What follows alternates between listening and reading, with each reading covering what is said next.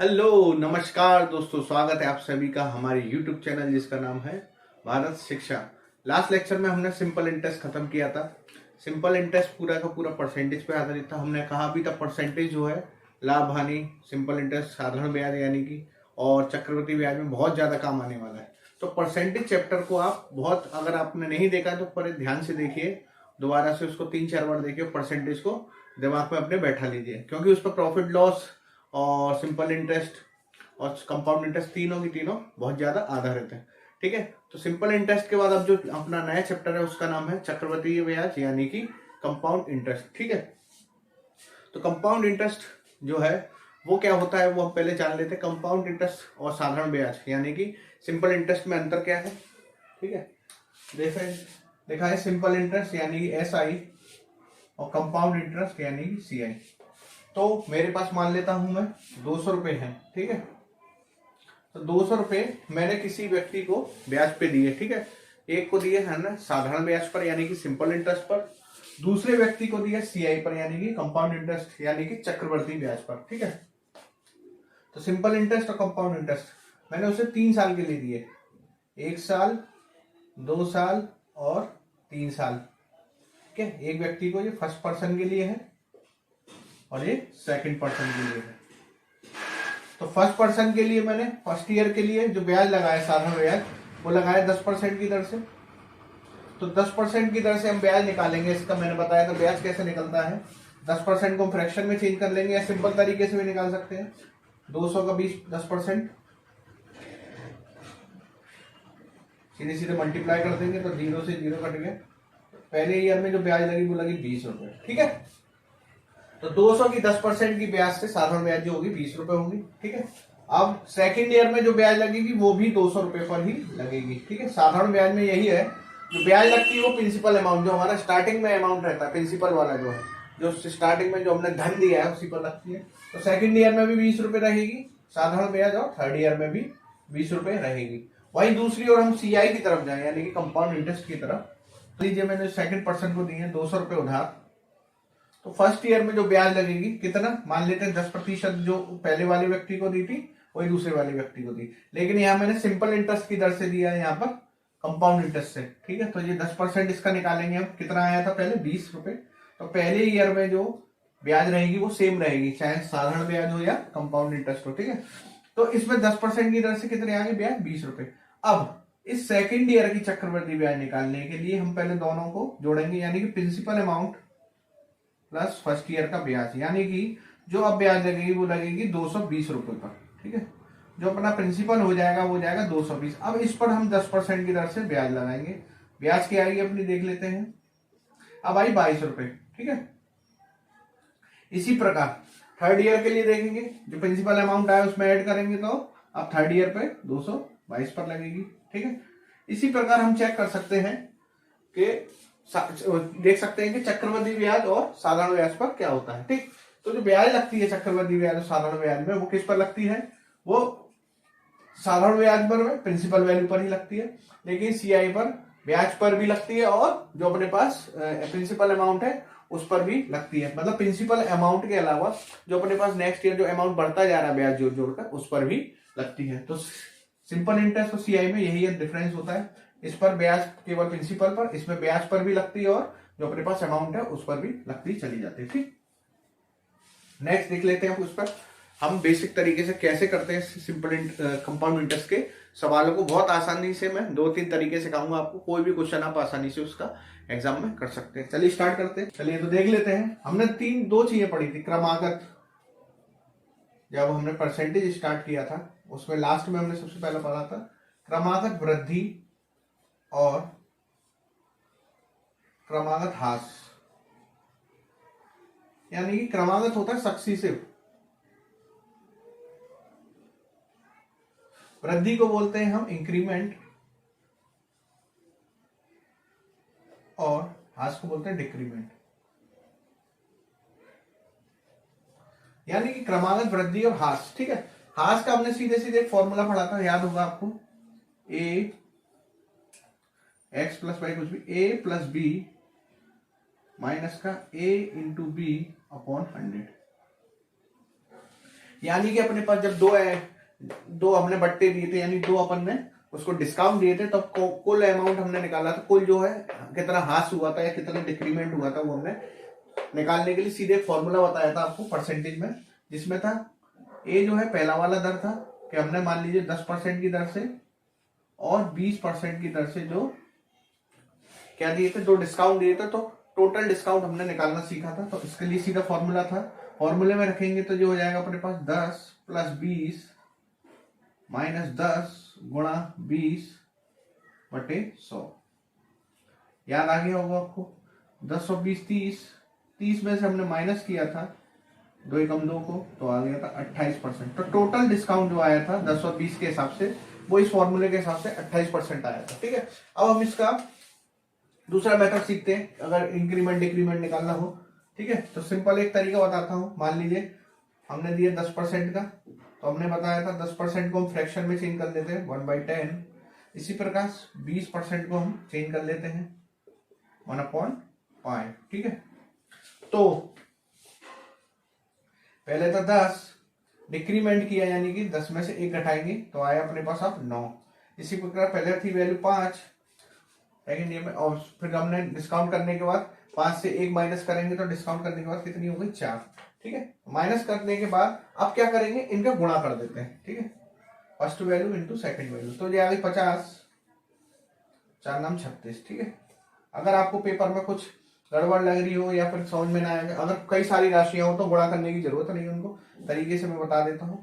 जो कट रही हो कैसे काटेंगे, इससे इसको, इससे इसको। ठीक है, या फिर इससे इसको और इससे इसको काट सकते हैं। इन दोनों को कभी साथ में नहीं काटना है, ना इन दोनों को ना इन दोनों को। तो इससे इसको काट सकते हैं, 2 दूनी 4, 2 पंजे 10। ठीक है, अब मल्टीप्लाई करके लिखते थे, 5 का 5 में करेंगे तो 25, 9 का 2 में करेंगे तो अपने पास 18। ठीक है, तो ये आया अपने पास डिफरेंस, कितना आया, 25 में से 18 गए, ये आएगा 7 का डिफरेंस। ठीक है, 7 का डिफरेंस किस पर है, 25 पर, तो 100 पर कितना होगा, 25 चौकी 100, तो ये आ जाएगा अपने पास 28%। देख सकते हैं, चाहे इस फॉर्मूले से करें, चाहे बेसिक तरीका जो मैंने पहले बताया था आपको, तो सॉरी अभी बताया जो टोटल हाथ से कैसे कर सकते हैं हम। टोटल हाथ यानी कि टोटल डिस्काउंट कितना हो जाएगा अपने पास, 28%। ठीक है, क्या किया, दोनों डिस्काउंट्स का हमने क्या किया, सबसे पहले फ्रैक्शन वैल्यू निकाल ली। फ्रैक्शन के बाद हाथ हो रहा है तो 10 में से 1 घटाएंगे।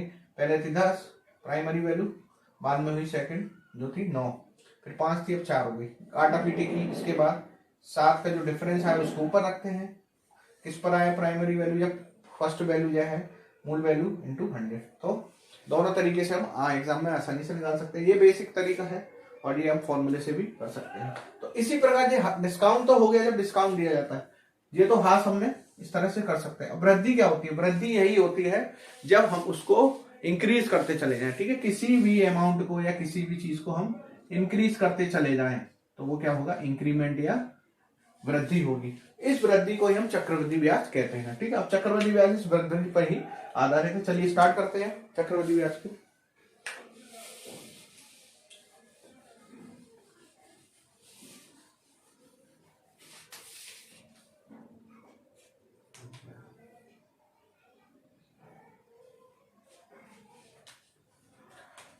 चक्रवृद्धि ब्याज के लिए मैं क्वेश्चन लिख लेता हूं। माना कोई भी एक क्वेश्चन ले, तो माना किसी प्रोडक्ट, यानी प्रोडक्ट हम ले सकते हैं आर्टिकल। ठीक है, किसी भी प्रोडक्ट आर्टिकल या वस्तु के दाम को 20% फिर 9 से ही 1/11% बढ़ाया गया, तो कुल वृद्धि बताइए, कुल कितनी प्रतिशत वृद्धि है, उसमें हमें चेक करना है। सीधे सीधे हम क्या करेंगे, इसमें फ्रैक्शन वैल्यू देखेंगे। 20% की हमने निकाला था 20/100, तो 1/5। इसी प्रकार 9 से ही 1/11%। अब यहाँ प्रतिशत वाला चैप्टर काम आएगा, परसेंटेज वाला। 9 से ही 1/11% को हम फ्रैक्शन में चेंज करते हैं तो आता है 1/11। अब यहाँ देखिए, यहाँ बढ़ाया गया है। ठीक है, तो पहले वाले के हिसाब से देख लेते हैं, 5 थी, 1 बढ़ा दी गई, तो अब कितनी हो गई, 6। इस प्रकार पहले 11 थी, फिर बढ़ा दी गई दोबारा, तो 11 में एक और जोड़ देंगे तो कितनी हो जाएगी 12। ठीक है, इस प्रकार की दो वृद्धियां की गई हैं। तो अब इसको सॉल्व कर लेते हैं, देखते हैं कटते हैं कि नहीं किसी से भी। ठीक है, इन दोनों को नहीं काटेंगे, ठीक है, आपस में ये नहीं काटेंगे, ना ये ना ये, ऐसे कट सकता है, ऐसे कट सकता है, ऐसे कट सकता है, ऐसे कट सकता है। ठीक है, तो इन दोनों को मल्टीप्लाई करिए, 55 और ये आया 12 से 72। तो हास कितना का हुआ देख सकते हैं, 12 में से 5 गए 7, 6 में से 1 गए, 6 में से 5 गए 1, 17 का हाथ से 55 पर, तो 100 पर कितना, 5 एकम 5, 5 एकम 5, 5 दूनी 10। तो ये सॉल्व करने पे आएगा 340/11, यानी कि 11 3 33। ठीक है, और 11 3 33 एक बचेगा, एक में जाएगा नहीं, तो 10 बटे सॉरी 11 3 33, हाँ 11 3 33 और इसमें भाग देंगे तो 11 340, 11 3 33। अब इसमें जाएगा नहीं तो 0 लगा देंगे। ठीक है, तो ये आ जाएगा अपने पास 30 10 11। तो 30 10 11 इस तरह हम कर सकते हैं। 11 3 33 310 और 1, तो टोटल जो वृद्धि आई है वो कितनी हुई, 30 सही 10/11% की वृद्धि। ठीक है, तो इस तरह हम वृद्धि को निकाल सकते हैं। इस क्रमागत वृद्धि को ही हम चक्रवृद्धि ब्याज की दर या वृद्धि बोलते हैं। ठीक है, चक्रवृद्धि ब्याज के लिए जो मिश्रधन होता है, मिश्रधन, ठीक है, मिश्रधन के लिए सीधे सीधे फॉर्मूला याद रखिए, मूलधन गुणा 1 प्लस दर बटे 100 बटे पावर समय। ठीक है, या मिश्रधन को हम लिख सकते हैं, यानी कि अमाउंट बराबर अपने पास हो जाएगा यहां से principal value 1 plus rate upon 100 की पावर समय, यानी कि टी। ये बेसिक फॉर्मूला है, लेकिन हम इससे सवाल करेंगे नहीं। अगर आपको एग्जाम में कोई फंस जाता है तो आप इस बेसिक फॉर्मूले से क्वेश्चन रख सकते हैं, लेकिन इसमें टिकड़म बहुत बैठानी पड़ती है, बहुत सारी कैलकुलेशन हो जाती है, इसलिए हम इस फॉर्मूले से बहुत कम क्वेश्चन करेंगे। ठीक है, तो स्टार्ट करते हैं। ये बेसिक फॉर्मूला आप नोट करके रखिए, कहीं नोट कर लीजिएगा। ठीक है, इससे भी हम क्वेश्चन करेंगे, एक करके दिखाएंगे आपको। ठीक है, तो चलिए स्टार्ट करते हैं। क्या नाम है चैप्टर का, कंपाउंड इंटरेस्ट। अब उसका मेन पार्ट स्टार्ट होगा, एक एक क्वेश्चन पे हम धीरे धीरे जाएंगे। अभी सक्सेसिव डिस्काउंट और सक्सेसिव इंक्रीमेंट सीख रहे थे, यानी कि तुल्य ह्रास या वृद्धि। ठीक है, उसके बाद अब वृद्धि पर क्वेश्चन, यानी अब मेन जो है वो अपना चैप्टर स्टार्ट होगा, यानी कंपाउंड इंटरेस्ट, चक्रवृद्धि ब्याज। चलिए एक एक करके सारे क्वेश्चन देखेंगे और समझेंगे किस तरह हम सॉल्व कर सकते हैं। ठीक है, स्टार्ट करते हैं। हम पहले सबसे पहले इसको फर्स्ट मेथड, 3 तरह से मेथड से हम करेंगे। चलिए स्टार्ट करते हैं। कह रहा क्वेश्चन में, किसी धन का 16 सही 2/3% की दर से 2 वर्ष के लिए, 2 वर्ष टाइम दे रखा है, ये दर दे रखी है, के लिए चक्रवृद्धि ब्याज 780 रुपए है, तो मूलधन व मिश्रधन बताइए। तो फर्स्ट मेथड देख लेते हैं। सीधे फॉर्मूला जो अभी हमने बताया था, amount equals to P1 plus R upon 100 to the power T, यानी कि समय। अमाउंट तो मूलधन मिश्रधन पूछ रहा है, P भी पूछ रहा है, अमाउंट भी पूछ रहा है। ठीक है, हम जानते हैं, और सीधे सीधे A को A ही रहने दीजिए, P को P ही रहने देंगे, जो जो दे रखा लिख लेते हैं। 1 प्लस R है अपने पास 16 सही 2/3%, या तो इसको फ्रैक्शन में चेंज करिए, या 16 3 48, तो 50/3%, 3 नीचे पहुंच जाएगा, इंटू 100 की पावर T। 0 से 0 उड़ाइए, 5 दूनी 10, तो ये अपने पास आ जाएगा P 1 प्लस 3 दूनी 6, 1/6 पावर T। अपने पास बचेगा यहाँ P 6 कम 6 और 1 7/6 टू दी पावर T। ठीक है, T दे रखा है अपने पास, T की भी वैल्यू रख देते हैं 2 वर्ष के लिए, तो ये आ जाएगा सिंपल।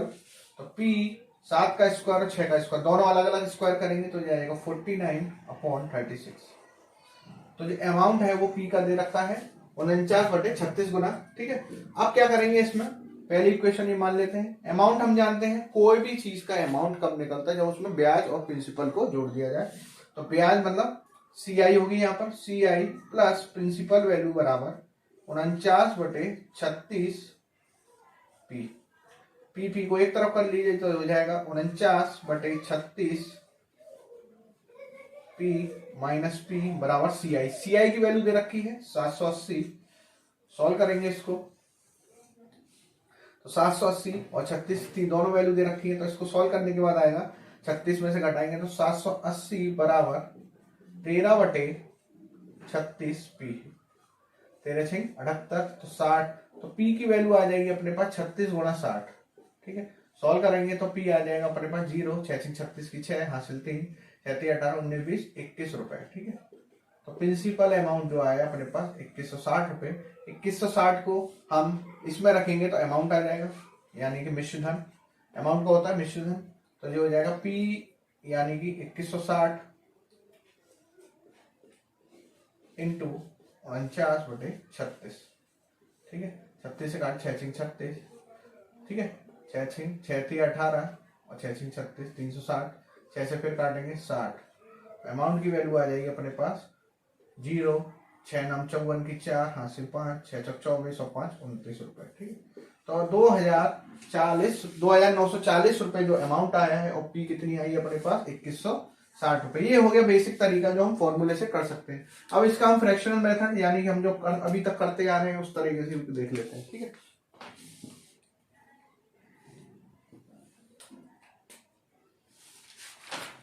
सेकंड मेथड में क्या है, ये सेकंड मेथड है,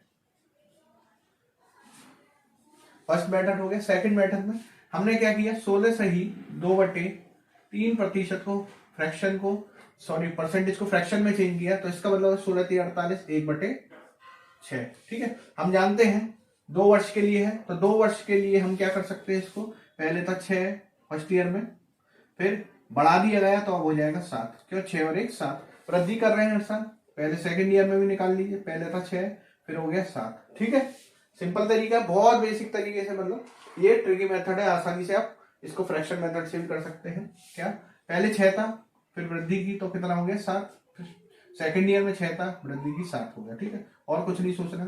थर्ड ईयर होता तब भी 6 से 7 जाते।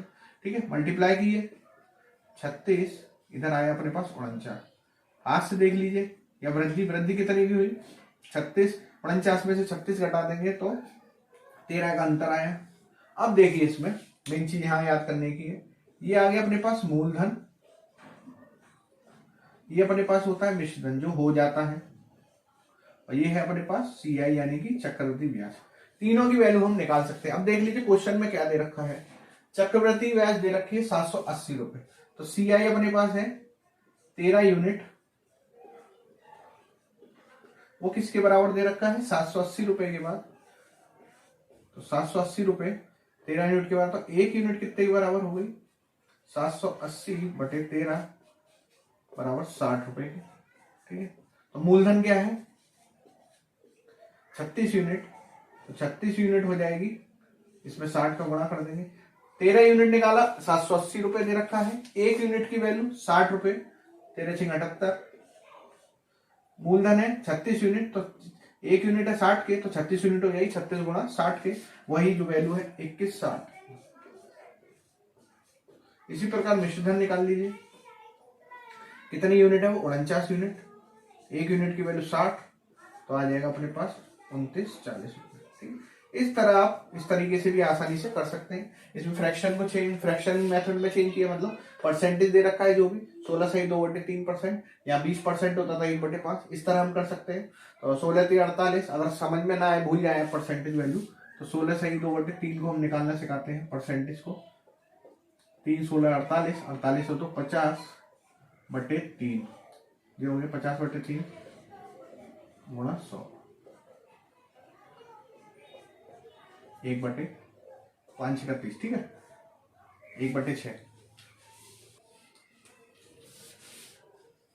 थर्ड मेथड क्या कहता है, सबसे पहले करिए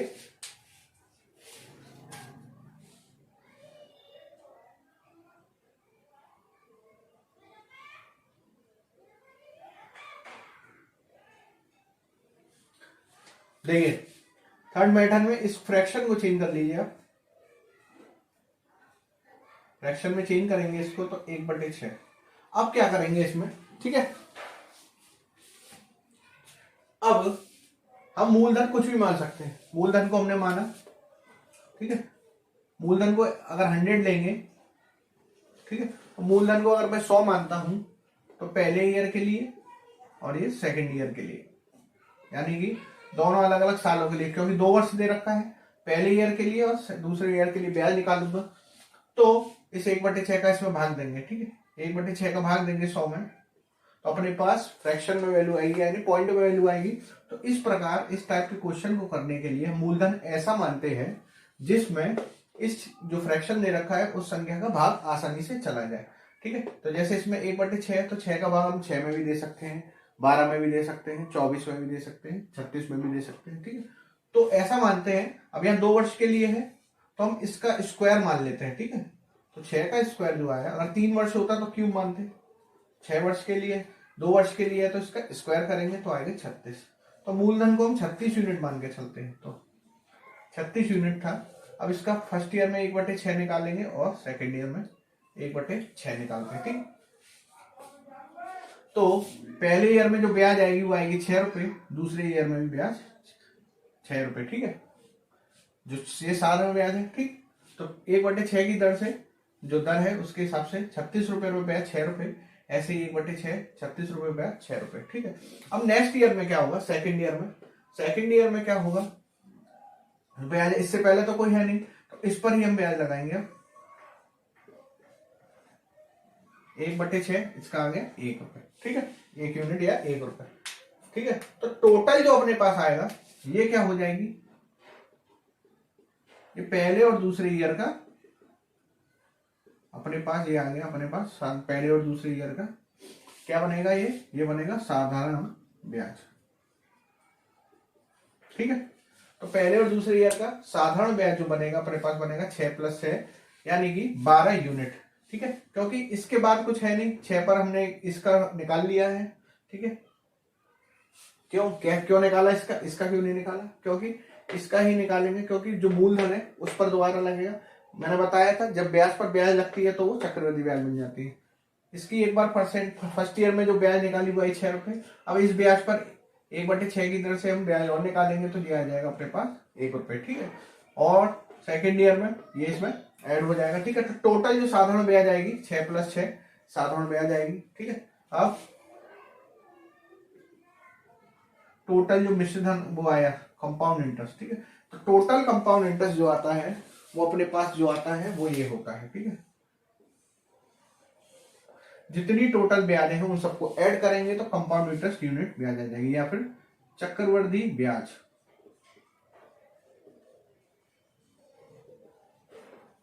चक्रवृद्धि ब्याज यहां पर कितनी हो गई, यहां पर देखिए साधारण ब्याज जो निकाली हमने वो है अपने पास कितनी यूनिट, साधारण ब्याज है 12 यूनिट, ठीक है।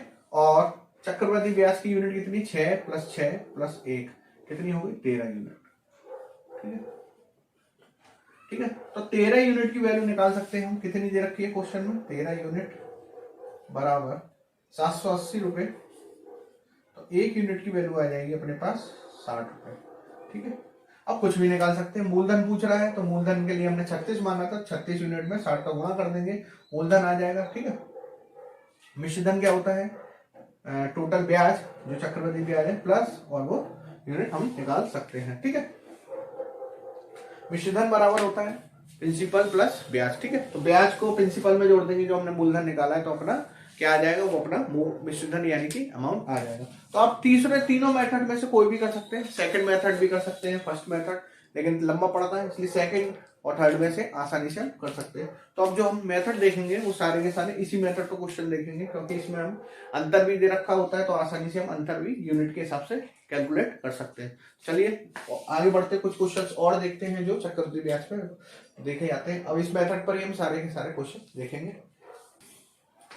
चलिए तो नेक्स्ट क्वेश्चन देख लेते हैं। इसमें कह रहा है यदि किसी धन का 20% की दर से दूसरे साल का चक्रवृद्धि ब्याज 360 रुपए है और धन को 2 वर्ष के लिए, टोटल जो अमाउंट था वो 2 वर्ष के लिए पैसा उधार दिया गया था या लिया गया है, तो मूलधन और मिश्रधन बताइए, ठीक है।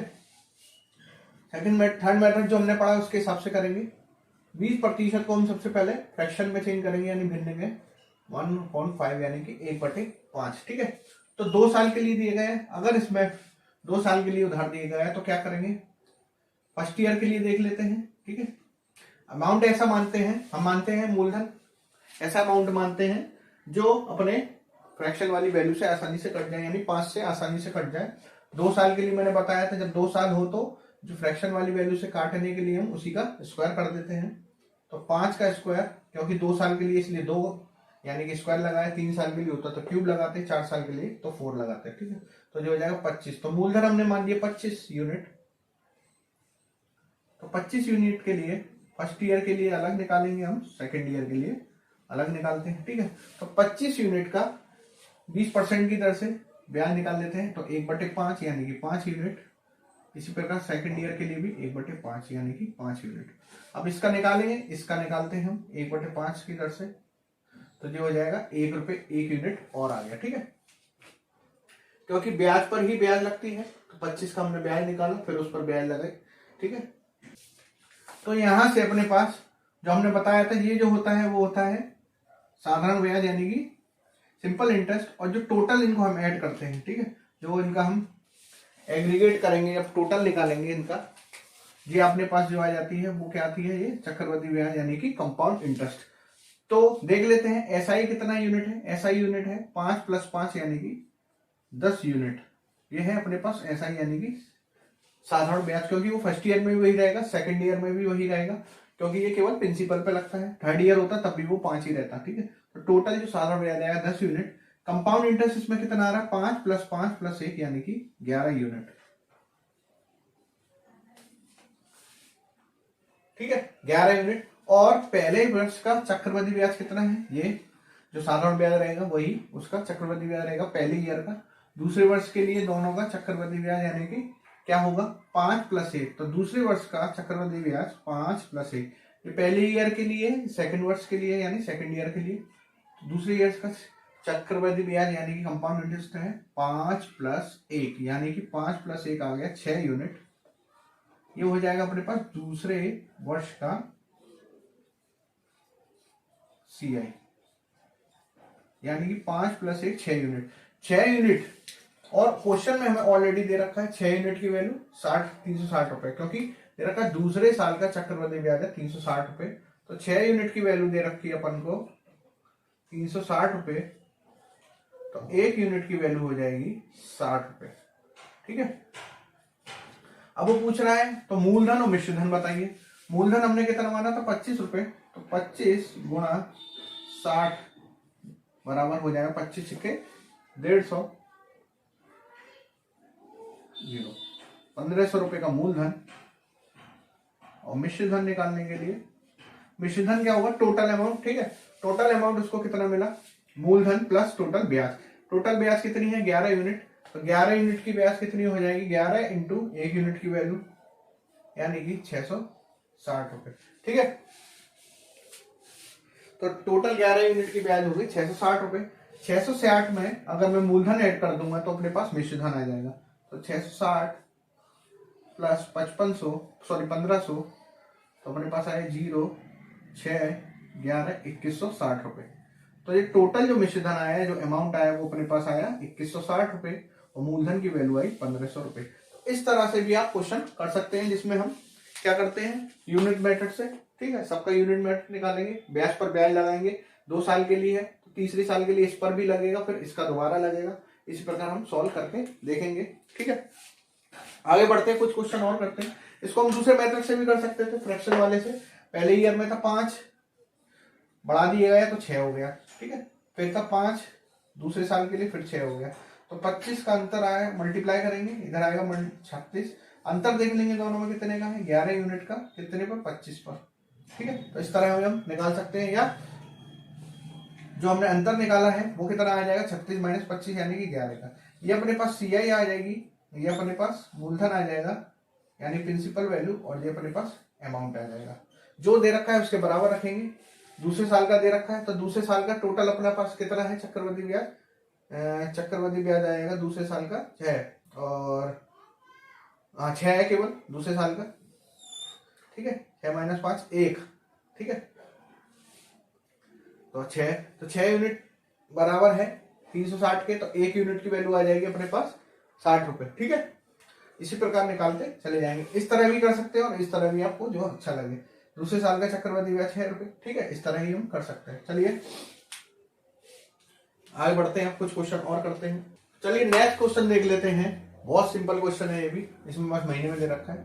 यदि 1 साल 6 महीने का चक्रवृद्धि ब्याज 130 रुपए है और दर 25% है तो मूलधन बताइए। ठीक है, टाइम इसमें महीनों में भी दे रखा है, तो 1 साल और 6 महीने टाइम दे रखा है अपन को। ठीक है, याद रखेंगे इस चीज का बहुत। महीने दे रखे हैं तो इसका मतलब ये नहीं हम टोटल मान के चलेंगे। ठीक है, हमने मान लिया टोटल जो टाइम था वो था 2 वर्ष। ठीक है, 2 ईयर के लिए दिया गया। तो सबसे पहला मेथड हम क्या करते, सबसे पहला क्या करते हैं, 25% को हमने चेंज किया फ्रैक्शन में, तो दिया जाए 25 के 100। तो जो फ्रैक्शन वैल्यू आई वो 1/4। ठीक है, तो अब इसका वही ट्री बनाएंगे। तो सबसे पहले क्या मानेंगे, इसका हम स्क्वायर मानते हैं, 2 वर्ष के लिए मान के चल रहे हैं, तो 4 का स्क्वायर वैल्यू क्या मानेंगे हम 16। जो मूलधन हमने माना है वो है 16 यूनिट। 2 वर्ष के लिए 4 का स्क्वायर करेंगे, क्योंकि 2 वर्ष के लिए हमने 2 लगाएंगे जो फ्रैक्शन वैल्यू है उस पर। तो 16 यूनिट हमने मान लिया जो तो अपने पास मूलधन था। ठीक है, मूलधन का 1/4 की तरह से पहले का ब्याज निकाल लीजिए, 1/4 तो दिया जाएगा 4 यूनिट। इसी प्रकार दूसरे काल के लिए भी 4 यूनिट, फिर इस पर ब्याज लगेगी 1/4 से, तो दिया गया 1। अब क्वेश्चन में क्या दे रखा है अपन को। ठीक है, क्वेश्चन में देखिए क्या दे रखा है, इसमें दे रखा है 1 साल 6 महीने, ये हमने टोटल निकाला है दूसरे साल का। ठीक है, तो दूसरे साल का जो चक्रवृद्धि ब्याज है अपने पास आ जाएगा पूरे दूसरे साल का। ठीक है, साल का CI कितना आया यहां से 4 + 1 यानी कि 5 यूनिट। ठीक है, ठीक है, 5 यूनिट दे रखा है। ठीक है, अब हमें निकालना है 6 महीने का। लिख लेते हैं, जब 12 महीने का है यानी दूसरा साल 12 महीने हो गए, तो 12 महीने का है बराबर 5 यूनिट। 1 महीने का हो जाएगा अपने पास 5/12। दूसरे महीने के 6 महीने निकालने हमें, दूसरे साल के 6 महीने, तो 6 महीने का हो जाएगा गुणा 6। ठीक है, इस तरह करेंगे तो 6 दूनी 12 यानी कि 5/2 इसको लिख सकते हैं 2.5 यूनिट। ठीक है, तो दूसरे साल में जो अपने पास 6 महीने का चक्रवृद्धि ब्याज आ रहा है वो आ रहा है 2.5 यूनिट। ठीक है, अब वो कह रहा है 2.5 यूनिट जो आया वो आया अपने 6 महीने का जो है चक्रवृद्धि ब्याज। अब वो कह रहा है 1 साल और 6 महीने का चक्रवृद्धि ब्याज जो है वो है 130 रुपए। पहले साल की चक्रवृद्धि ब्याज थी 4, दूसरे साल के 6 महीने की थी 2.5, टोटल ऐड करेंगे तो हो जाएगी 6.5 यूनिट। तो 6.5 यूनिट क्वेश्चन के हिसाब से दे रखी है 130 के बराबर। ठीक है, तो लिखेंगे 65, सॉरी, तो 1 यूनिट कितने बराबर आ जाएगी, 1 बराबर 130/6.5, जीरो हटाएंगे 13 नहीं 130, 13 पंजे 65, तो आ जाएगा अपने पास 20 रुपए। तो 1 यूनिट की वैल्यू आई 20 रुपए। कैसे निकाला हमने, पहले 6 महीने का निकाल लिया चक्रवृद्धि ब्याज, वो आया अपने पास 2.5 यूनिट। अब कह रहा क्वेश्चन में 1 साल 6 महीने का चक्रवृद्धि ब्याज है 130 रुपए। तो 1 साल का ब्याज चक्रवृद्धि है, ये होता है फर्स्ट ईयर का 4 लिख लिया, अगले 6 महीने का 2.5 यूनिट, दोनों को ऐड करेंगे वही तो बराबर होगा। तो ठीक है, बराबर को लिख दिया 130। तो 1 यूनिट की वैल्यू आई 20 रुपए। अब वो पूछ रहा है मूलधन बताइए। मूलधन क्या माना था हमने 16 यूनिट। तो 16 में जब मैं 1 यूनिट का मल्टीप्लाई कर दूंगा, 1 यूनिट के रुपीस का, तो 20 का मल्टीप्लाई करेंगे तो मूलधन अपने पास आ जाएगा 320 रुपए। ठीक है, इस तरह आसानी से आप किसी भी टाइप के क्वेश्चन को कर सकते हैं जिसमें मूलधन 6 महीने हो, 7 महीने हो, 8 महीने हो। ठीक है, 7 महीने को भी ऐसे यूनिट में चेंज करेंगे, आसानी से हम कर सकते हैं। ठीक है, चलिए तो आगे बढ़ते हैं, कुछ टाइप 1-2 क्वेश्चन और करते हैं इसी टाइप के। ठीक है, चलिए नेक्स्ट क्वेश्चन देख लेते हैं। कह रहा है यदि मूलधन अपने पास 4000 रुपए है, टाइम दे रखा है 1 साल 6 महीने, दर दे रखी 5% और CI को हाफ ईयरली कैलकुलेट कर रहे हैं। यहां ध्यान देंगे हाफ ईयरली यानी कि अर्धवार्षिक रूप से गणना की जा रही है CI यानी कंपाउंड इंटरेस्ट की। तो CI यानी कि चक्रवृद्धि ब्याज क्या होगी, सबसे पहले जो जो दे रखा है लिखते थे। मूलधन दे रखा है अपन को 4000, टाइम दे रखा है 1 साल 6 महीने। ठीक है, तो 1 साल 6 महीने में कितनी हो जाएंगी, 3 हाफ ईयरली। ठीक है, 3 हाफ ईयर हो जाएंगे।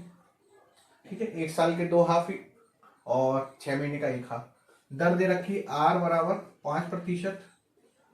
ठीक है। अब वो पूछ रहा है तो CI कैलकुलेट करिए, दर को हम चेंज करेंगे, कितना हो जाएगा 1/20, ठीक है। कैलकुलेट करेंगे तो 20 3, अब जिसमें 3 हाफ ईयर आ गए तो हम 3 ही टाइम लेके चलेंगे, ठीक है, 3 यूनिट टाइम लेके चलते हैं, ठीक है। कैलकुलेट करेंगे, इसमें 3 है तो 20 की पावर मानेंगे हम, या फिर पावर से नहीं कर पा रहे हम सिंपल मेथड से भी कर सकते हैं, ठीक है। सिंपल मेथड क्या, 20 को लेके चलते हैं, पहले तो 20 यूनिट, एक बढ़ाया गया तो कितना हो गया 21, ठीक है। अब इसी प्रकार पहले हाफ ईयर के लिए ये आ गया, दूसरे हाफ ईयर के लिए पहले था 20, एक बढ़ाया गया हो गया 21, इसी प्रकार तीसरे हाफ ईयर के लिए 20 था, फिर हो गया 21, मल्टीप्लाई कर देंगे, 2 दूनी 4 दूनी 8, यानी कि 8,000 रुपए, 21 21 441 इंटू 21, मल्टीप्लाई कर देंगे, इसका आ जाएगा 441, 2 एकम 2, 2 चौक 8, 2 चौक 8, ठीक है। तो ये आ जाएगा अपने पास 6 1 8 चौक 12 की 2 9 2 6 1, ठीक है।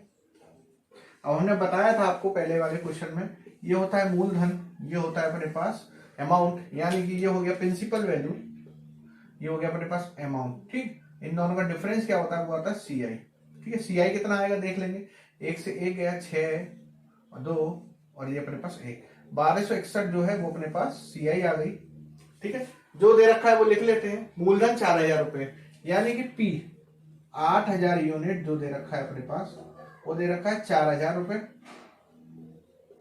तो 1 यूनिट की वैल्यू आ जाएगी 4,000 बटे 8,000 यूनिट, तीनों तो आ जाएगा हाफ रुपए, यानी कि 98 1 रुपए, 1/2 रुपए, यानी कि हाफ रुपीज। अब वो कह रहा है CI बताइए, CI अपने पास टोटल वो आई 1261, तो 1261 का मल्टीप्लाई हम इसमें 1 यूनिट की वैल्यू में कर देंगे तो आंसर आ जाएगा, तो 2 से ये 6 बार, ठीक है, तो और 2 3 6 0 2 5 10, ठीक है। इस तरह हम क्वेश्चन को कर सकते हैं। तो टोटल जो रुपीस आया अपने पास, यानी कि मूलधन आया वो आया, सॉरी CI आई वो आई अपने पास 630 रुपए 50 पैसे, ठीक है। इस तरह भी कर सकते हैं जिसमें हमने, ठीक है, इसमें इंक्रीमेंट परसेंटेज इंक्रीमेंट के हिसाब से भी कर सकते हैं। दूसरा मेथड हमने अभी बताया किस तरह, इसको हम क्या करेंगे 20 की, ठीक है, 20 का अब 3 हाफ ईयरली है तो पावर 3 करेंगे, इसको कर सकते हैं हम 20, क्या मानेंगे हमने 20 की पावर 8, 8,000 यूनिट हम टाइम वो मान लेते हैं, ठीक है, ठीक है, 8,000 यूनिट ये माना। तो पहले के लिए 1 कितना है 1/20, तो पहले साल का ब्याज निकाल लेंगे, तो जो है 2 चौके 8 400, फिर उसका इससे सेकंड ईयर के लिए, ठीक है, फर्स्ट ईयर, ये सेकंड ईयर और ये थर्ड ईयर के लिए, ठीक है। तो फर्स्ट ईयर के लिए दोनों 400 आएंगी तीनों, ठीक है। फिर इसका हम करेंगे 1/20 से, या 20, फिर एक बार और होगा 1/20 से, तो ये आ जाएगा 20, सॉरी 1, इसका करेंगे तो आ जाएगा अपने पास 1/20 से, ये आ जाएगा 20 यूनिट, ठीक है। इस प्रकार हम सारा कैलकुलेट कर सकते हैं, ठीक है। ये ट्री बना कर सकते हैं या इस तरह भी हम कर सकते हैं, ठीक है। ऐड करेंगे तो सारी की सारी वैल्यू वही प्राप्त होंगी, ठीक है। ये मेथड भी आसान है, इस मेथड से भी आप कर सकते हैं। चलिए नेक्स्ट क्वेश्चन और देख लेते हैं। चलिए तो क्वेश्चन देख लेते हैं, 1,000 रुपए का कोई धन 3 साल में 1331 रुपए हो जाता है तो दर बताइए। अच्छा, हमने जब पिछले क्वेश्चन किए थे उसमें क्या किया था, यूनिट मेथड से किया था, और दूसरा वाला जो था वो हमने फ्रैक्शन वैल्यू से भी चेंज किया था, ठीक है। क्या करते थे हम, उसमें कोई फ्रैक्शन वैल्यू दे रखी थी 20%, यानी कि रेट दे रखा होता था, उसको हम फ्रैक्शन में चेंज कर लेते थे। तो 5 को हम जब इंक्रीज करते 6 लाते थे 1 वर्ष के लिए, 2 वर्ष के लिए होता था तो 5 को फिर इंक्रीज करके 6 करते थे, 3 वर्ष के लिए होता था ये 5 को फिर 6, 4 के लिए होता तो 5 को 6, ठीक है। तो क्या करते थे, इन सब में इसका स्क्वायर कर देते, या 5 का स्क्वायर कर सकते थे तो 2 साल के लिए आ जाती थी, 5 का क्यूब करते या मल्टीप्लाई करते तो 3 साल के लिए आ सकती थी, 5 का 4 करते तो ये 4 साल के लिए आ सकती थी। तो इसमें क्या होता है, जब रेट समान रहता है हमेशा तो स्क्वायर कर सकते हैं हम, ठीक है, इसका भी और इसका भी, तो वैल्यू वही प्राप्त होती है, ठीक है। तो इसमें क्या करेंगे इस टाइप के क्वेश्चन में, जब रेट समान है, ठीक है, तो रेट समान इसमें दे रखा है, रेट पूछ रहा है टोटल, तो 1 साल में, तो अगर हम 5 का स्क्वायर करेंगे तो 2 साल के लिए आएगी, ठीक है, समझ सकते हैं। 5 का अगर हम क्यूब करेंगे तो 3 साल के लिए मूलधन का मिश्रधन प्राप्त होगा, ठीक है। इसी प्रकार देख सकते हैं जब क्यूब या स्क्वायर करने से 2 या 3 साल का मिल रहा है तो इसमें 3 साल के लिए जब हम निकालनी है दर, तो क्या करेंगे, जब 3 साल के लिए इस क्यूब करते थे, दर निकालने के लिए 3 साल के लिए क्या करेंगे, इसमें हम क्यूब रूट कर देंगे। अगर यह 2 साल के लिए होता तो स्क्वायर रूट कर देते, ठीक है। अब यहाँ 3 साल के लिए तो क्यूब रूट करेंगे, क्योंकि हमें वही चीज प्राप्त होती है मिश्रधन से, मूलधन से विश्वधन जाने के लिए 3 साल के लिए जब क्यूब करने पे जो चीज प्राप्त होती है, ठीक है। तो इसमें हम समझ लेते हैं, हम सिंपल तरीका, कुछ नहीं करना है इसमें। 3 साल के लिए रखा है तो इन दोनों का रेशियो निकाल लीजिए पहले तो, 1331/1000। रेट जो आएगी सिंपल इसका 3 साल के लिए तो सीधे सीधे क्यूब रूट कर दीजिए, तो ये आ जाएगा, ये होता है 11 गुणा 11 गुणा 11, यानी 11 गुणा 11 गुणा 11 बटे 10 गुणा 10 गुणा 10 का क्यूब रूट बराबर आ जाएगा 11/10। यही इसकी क्या मिल जाएगी अपन को, ठीक है। तो 11/10 जो आया वो आया अपने पास क्या रेशियो, तो 10 से हम 11 पर गए, ठीक है। अंतर देख लीजिए, एक का है 10 पर, तो 100 पर कितना, यही इसकी रेट हो जाएगी। 10 से 10 पर यानी कि 10% इसकी रेट प्राप्त होगी। कुछ नहीं करना है, रेशियो निकालिए, दोनों का डिफरेंस ऊपर रखिए, ठीक है, मूल पर निकालिए, इंटू 100 करिए, ठीक है। इसमें ही देख लीजिए आप, नेक्स्ट क्वेश्चन क्या है, 2 वर्ष में 4 गुना हो रहा है, तो रेशियो निकालिए। पहले था 1, फिर 4 गुना हुआ, कितने, 2 वर्ष में, रेशियो निकालेंगे 4/1, तो ये आ जाएगा इसका रूट, क्योंकि 2 वर्ष के लिए इसलिए स्क्वायर रूट करेंगे, तो ये हो जाएगा 2/1। दोनों का डिफरेंस कितना आया, 1 का कितने पर, 2, पहले स्टार्टिंग वैल्यू कितनी थी, 1 की, ठीक है। और जब 1 का डिफरेंस 1 पर है तो 100 पर कितना, 100 पर निकालेंगे तो 100% का। इस तरह हम दर के क्वेश्चन आसानी से कर सकते हैं जिसमें दर पूछी जा रही। रेशियो निकालिए टाइम का, 3 साल है तो क्यूब रूट करिए, 2 साल है तो स्क्वायर रूट करिए, 4 साल है तो बाहर 4 लगाइए, ठीक है। तो इस तरह से हम आसानी से क्वेश्चन कर सकते हैं, ठीक है। तो इस तरह आपको हमने 2 या 3 मेथड सिखाए हैं जिससे आप आसानी से कोई भी क्वेश्चन एग्जाम में कर सकते हैं। और आगे हम कुछ लेक्चर में कुछ ऐसे तरीके भी सीखेंगे जिससे और आसानी से क्वेश्चन हो, आपका टाइम बर्बाद भी ना हो, आसानी से 2 या 3 सेकंड में आपका क्वेश्चन निकल आए, ठीक है। तो नेक्स्ट लेक्चर में हम कंपाउंड इंटरेस्ट को आगे बढ़ाएंगे और सीखेंगे अलग अलग तरह के सवाल जिसमें CI और SI का भी डिफरेंस दे रखा हो, 2 साल 3 साल 6 महीने 8-10 दिन या महीनों का दिनों में, इस तरह से हम चेंज करना सीखेंगे। चलिए नेक्स्ट लेक्चर में फिर मिलेंगे आपको, जब तक के लिए आप पढ़ते रहिए। Thank you.